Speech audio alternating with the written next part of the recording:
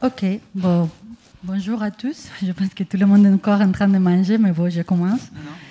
Et je vais vous faire un petit état des lieux des registres, d'accord? Donc, on va parler de là où on est et des perspectives pour le futur. Bon, voici mes liens d'intérêt. Les registres, c'est une chose que ça vient changer dans les dernières 10 ans. Avant 2017, il y avait presque rien. Il y avait quelques petits registres aux États-Unis. Mais c'est vrai que depuis 2010 et spécialement depuis 2015-2016, avec l'arrivée de toutes les thérapies innovantes, ça vient changer. Actuellement, il y a plus de 50 registres spécifiques dans tout le monde, même dans plus de 30 pays. Pas juste en Amérique, bien sûr, évidemment, en Europe, Italie, pas mal d'endroits. Et donc, évidemment, aussi en France. On va parler de ça. Alors, le lancement de ces registres académiques, pourquoi ça sort? Ça sort, comme je viens de dire, en 2017. Jusqu'à maintenant, l'incidence était surtout estimée. Et comme vous le savez déjà, la myotrophie spinale, ça change énormément selon les pays dont on parle. On parlait toujours avec des données qui étaient produites d'une estimation, mais qui n'étaient pas trop utiles en face à des questions qu'on s'est posées. On avait besoin des données épidémiologiques, on avait besoin d'un registre pour mieux comprendre pas juste ces données épidémiologiques, mais aussi être conscient de l'efficacité et la tolérance en vie réelle de toutes ces thérapies dont les essais cliniques nous parlaient. Alors, ça, malheureusement, nous posait aussi pas mal de questions sur le plan éthique de tous ces enfants qu'on était en train de traiter et qu'est-ce qui allait se passer ou pas avec la survie de certaines conditions. Donc, moi, je suis espagnole, je connais la façon de faire en Espagne et en France et je peux assurer que c'est bien différent. Je pense que le registre va pouvoir montrer aussi pas mal de différences quand on sortira tous les articles qui sont en cours. C'est un financement privé avec un promoteur indépendant et c'est un registre, ça c'est important, académique institutionnel. D'accord? Je voulais aussi remercier, parce que c'est une chose qu'en France est très différente et qui marche très très bien, c'est les réseaux neuromusculaires, Philnemus, qui depuis le lancement des registres a été bien impliqué avec tous les intervenants. C'est une structure bien particulière avec des centres qui coordonnent plus de 50 sites, pas juste pédiatriques, aussi d'adultes. On est tous ensemble avec une population estimée, ça doit être changé parce qu'en 2019, c'était 1200 en total, et la moitié enfants. Moi, je suis pédiatre, donc je focalise sur les enfants, mais c'est un réseau d'adultes et pédiatriques. Alors, les réseaux, c'est divisé en certaines régions. Il y a la région nord-est Île-de-France, il y a la région des PACA, Réunion, Rhône, mais il y a aussi les DOM-TOM avec Atlantique, Occitanie, Caraïbes. Ils sont tous dans le même réseau et ils peuvent tous participer, pas juste dans les différentes commissions, mais aussi dans les essais cliniques et avoir évidemment les mêmes opportunités que les gens qui sont dans l'Hexagone. Alors, le registre a eu les CPP en 2019, les séniles en 2020, et c'est le 1er janvier 2020 que les premiers patients ont été inclus. Maintenant, c'est vrai que quand on parle de ça, on est tellement habitué qu'il semble facile, mais il faut se rappeler que 2017 et 2018, on était des années intenses, en réunion des experts, pas juste des neurologues, aussi pas mal de personnes au niveau éthique, au niveau des chercheurs, au niveau d'associations de parents, qui ont aussi donné beaucoup d'avis et d'idées pour la formation du registre.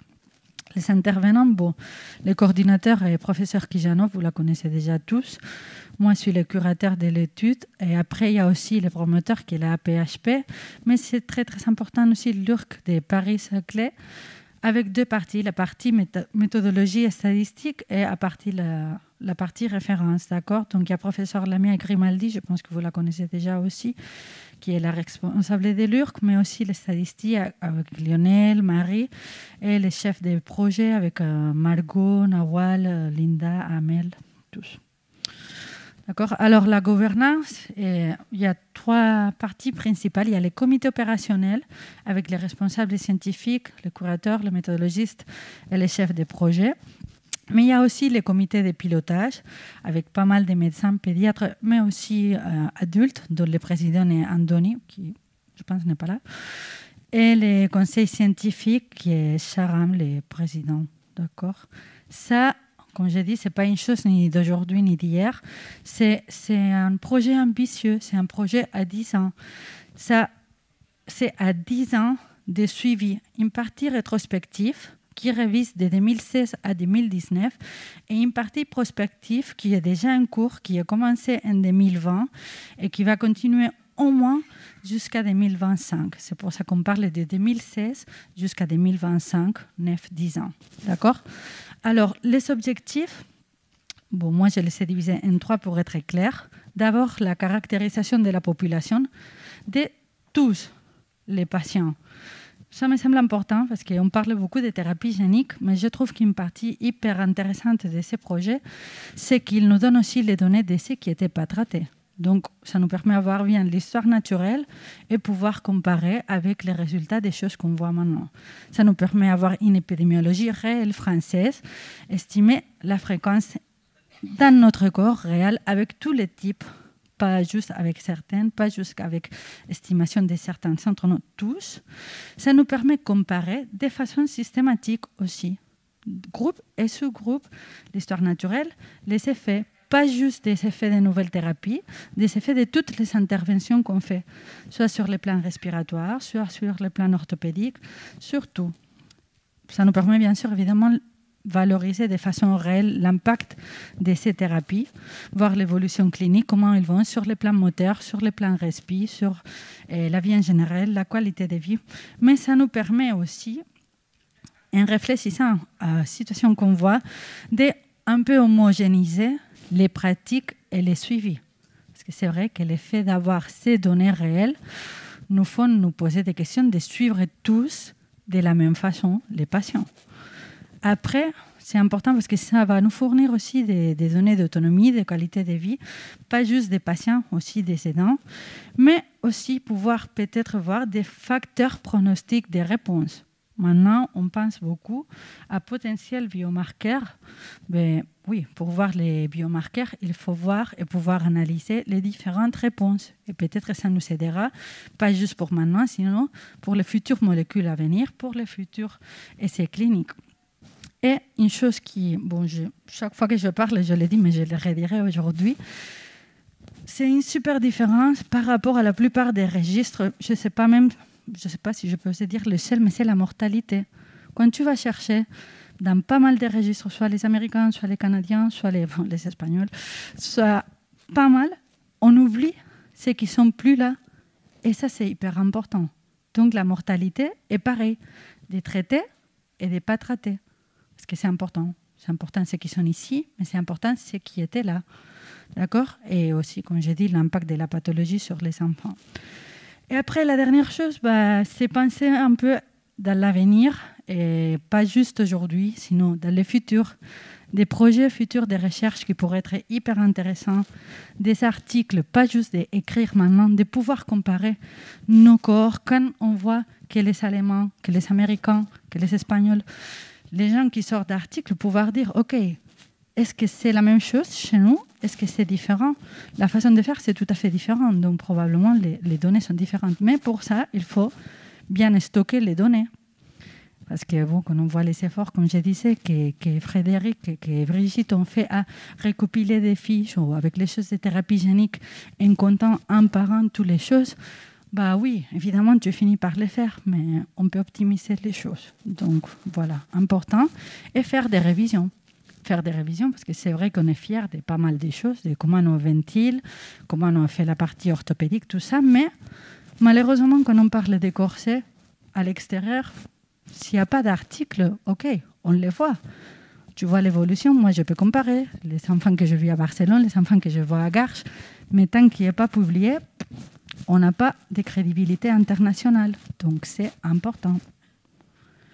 Alors, niveau suivi, on a les CRF. Là, on peut faire des sous-populations qui sont très intéressantes à analyser, d'accord?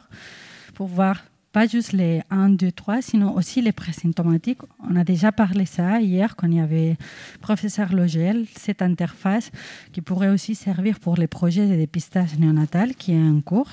Si on fait bien les choses, évidemment, on pourra mieux les exploiter après.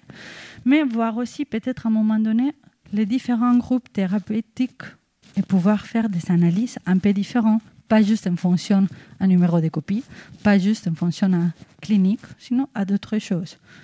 Alors, l'information sur tous les traitements. Comme je dis, pas juste les thérapies ciblées contre les semences, tout type d'intervention. Pourquoi? Parce que ça a un impact sur l'histoire naturelle. Ça nous permet aussi de voir certaines indications. Malheureusement, quand on voit certains résultats de certains pays qu'on ne va pas nommer, mais où on a une petite tendance à traiter n'importe quoi, avec gastro, avec plein de difficultés vulvaires, tu vois que les résultats n'ont rien à voir avec la France. Donc, c'est important pour se poser des questions sur l'indication ou pas, même pour pas juste nous aider, sinon aussi pouvoir expliquer les choses aux parents.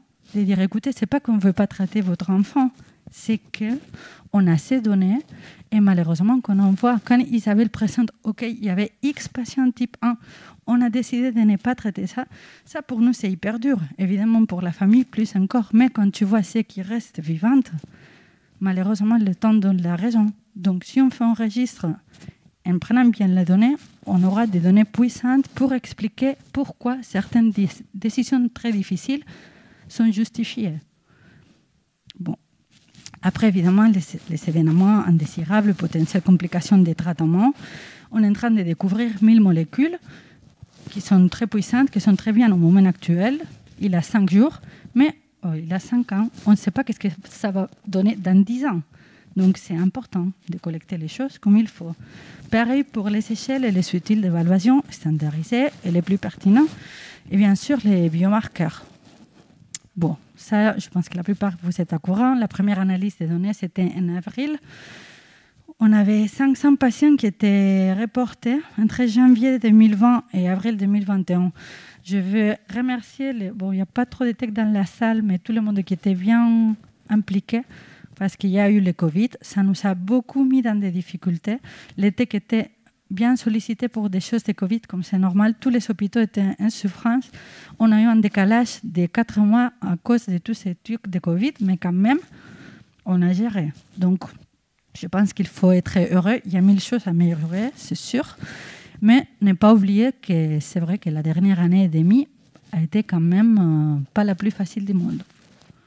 Pardon. Aïe. Non. Alors, l'avancement. Au niveau des... Bon, pas aujourd'hui, mais avant hier, le 16 novembre 2021, où on est.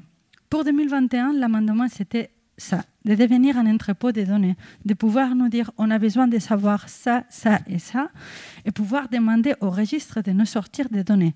Ça, c'est pas si simple que ça. Malheureusement, à jour d'aujourd'hui, on n'a pas fait faire comme ça et que ça se passe, mais ça commence à marcher.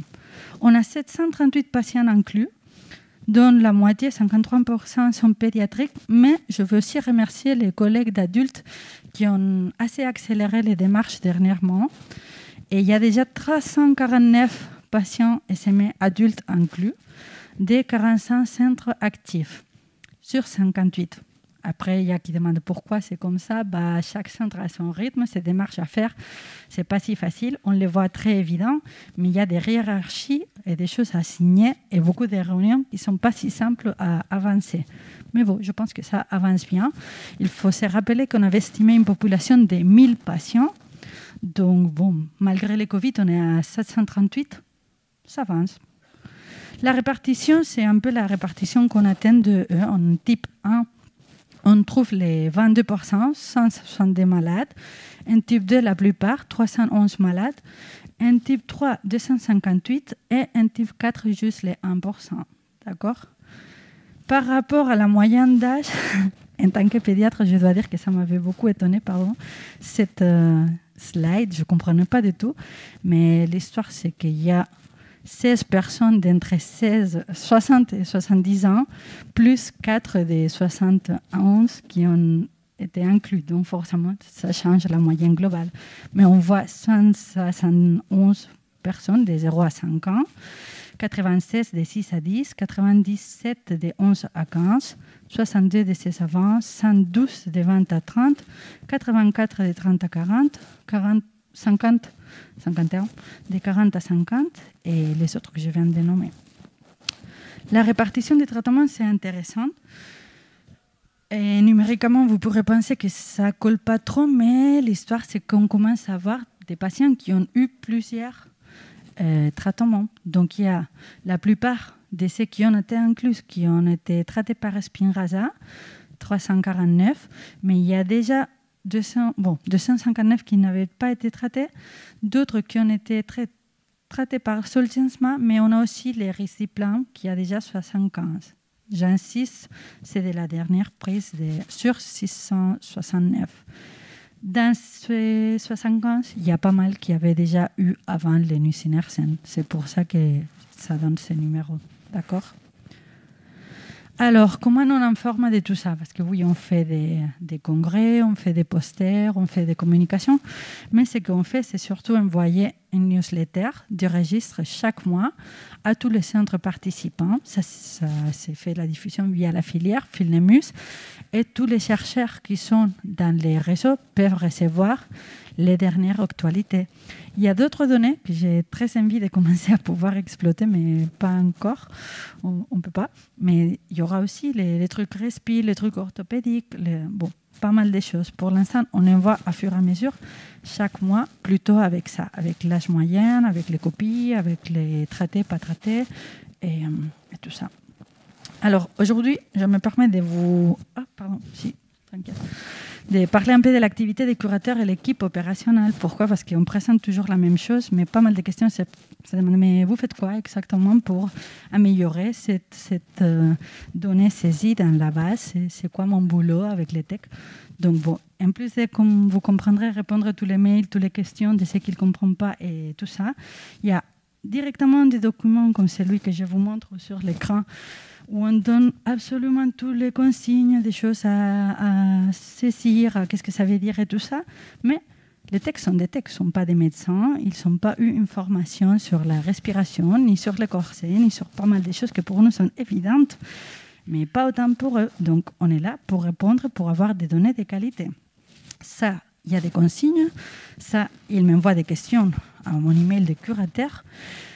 Mais il y a aussi des réunions hebdomadaires chaque semaine. Je passe beaucoup d'heures les lundis et les mardis à répondre avec les SARC online, avec les techs, par rapport à doutes, des questions, des choses qu'ils pensent qu'ils peuvent s'améliorer, en essayant de simplifier avec les difficultés qu'ils trouvent, parce que finalement c'est l'important de voir en vie réelle qu'est-ce qu'ils trouvent, qu'est-ce qu'on peut améliorer pour qu'ils comprennent de façon facile certains items. Mais aussi, on a fait des petites formations sur aspect clinique et test. Je vous montre par exemple ce qu'on avait fait par rapport au respiratoire. Vous voyez qu'est-ce que c'est une capnographie, qu'est-ce que c'est une oxymétrie, qu'est-ce que c'est une oxycapnographie, qu'est-ce que c'est une polysomnographie. Quand il faut saisir tout ça, pour nous c'est simple, mais pour eux c'est pas si simple que ça. Donc expliquer qu'est-ce que c'est, à partir de tel âge, quand c'est pathologique, tout ça. Bon, je fais pas mal de cours de physiopathologie avec des exemples réels sur les comptes rendus réels qu'ils trouvent sur place, et quand même sur place avec les médecins qui suivent les patients. Mais bon, si quand même ils arrivent à trouver des difficultés, ils nous envoient et on révise ça. Des séances de formation pour la compréhension de ces tests cliniques pour optimiser le remplissage. Et aussi, après, des révisions en présentiel, ils viennent avec tous les dossiers. Et là, je marque les incongruences que je trouve. On essaye de voir. Et si jamais il y a encore des doutes, je me mets soit par mail, soit par téléphone en contact, parfois avec les gens de Necker, parfois avec Tours, avec n'importe qui, pour essayer d'éclairer un peu qu'est-ce que se passe. D'autres utilités, comme j'ai dit, l'extraction des données spécifiques en fonction des recherches qu'on veut réaliser, thérapie innovante, en partant des pratiques, analyse des faits indésirables. Et je voulais juste, avant de finir, donner l'exemple des protocoles de surveillance biologique qu'on a pris pour la thérapie génique. D'accord? Aussi les futures publications et contrasté avec d'autres registres. Ces modules biologiques, on l'a croyé. Pourquoi? Parce que on a commencé à mettre en place la thérapie génique. Ok, c'était génial, mais il y avait des effets secondaires sévères, même des décès. Et ça nous a fait voir que la surveillance devait être différente et que ça devait être aussi reflété sur notre registre. Donc, en juin-juillet, on a créé un module biologique spécifique. Entre juillet et septembre, on a formé les SARC et les TEC. On a saisi les données des 30 patients traités. Et maintenant, on est en train de faire l'extraction et la révision des données Bon, Isabelle, je pense précisément ce dimanche, va devoir les présenter et pour la publication qui est en cours de préparation. Ça, c'est un exemple de comment ils le font. Vous voyez que c'est la date d'injection, la dose, comment ça c'était, les deux choses à surveiller, LDH, plaquettes, créatinine, tout ça. Pour nous, c'est évident, mais c'est vrai que sur les CRF, ce n'était pas si évident. Et ça va nous permettre de sortir des données directement si c'est bien rempli. Donc voilà, les conclusions sont simples. C'est un registre qui est en cours, qui fonctionne, qui c'est important pour tous les individus à temps, traités ou pas traités. Actif, malgré les difficultés qu'on a eues. Je pense que c'est un outil vraiment puissant, avec une capacité de réponse qu'on ne peut pas pour l'instant exploiter, mais qui peut nous servir pour beaucoup de choses dans l'avenir, qui demande pas mal d'efforts, mais bon, on a pas mal de commissions, on fait les WebEx, on a Filnemus, on a pas mal de personnes très, très engagées, donc je suis vraiment fière de vous et comment vous répondez. Et qui peut être la base pour des études de recherche futures. Comme je l'ai dit, j'insiste au rôle important de la filière pour une représentativité nationale. Ce n'est pas une chose des Garches, c'est une chose nationale, française, très bien gérée. Et ça, que tous les investigateurs peuvent recevoir les newsletters et que ça serait avec des amendements réguliers prévus pour les ouvertures de nouveaux centres. Je vous remercie de votre attention, mais je voulais surtout aussi remercier un peu tout le monde, les SURC qui sont là chaque semaine, les TEC, les CIC des Garches, tous les COPIL, Filnemus en global, les SARC et surtout les patients et la famille, parce qu'il faut que d'abord ils nous donnent les OK pour saisir toutes ces données. Merci. Si vous voulez participer, si vous n'êtes pas encore inclus, vous pouvez écrire directement à Margot et elle vous répondra rapidement. Merci. Merci beaucoup Martha pour nous avoir exposé ce travail titanesque. Je pense qu'on peut dire à nouveau cocorico à la suite de Charam et de Brigitte Chabrol pour ce nouveau projet français de l'ensemble des centres de référence qui montre à nouveau la façon dont les gens sont coordonnés en France et l'énergie qu'on déploie, et toi en premier pour le pilotage avec Susanna. Alors moi j'ai une seule petite inquiétude, c'est que tu mets fin de l'étude prospective en 2025. J'espère que ça s'arrêtera pas là, parce que vu tout ce qui est sur les rails, ça serait quand même dommage de tout arrêter en 2025. Mais ça, je pense que c'est légal. C'est les démarrages. Et je voulais dire ça, toi, dans les pompes, Isabelle, sur les Duchesnes, vous savez l'effort que ça mène. Ça ne peut pas se faire en 2 ans comme ça.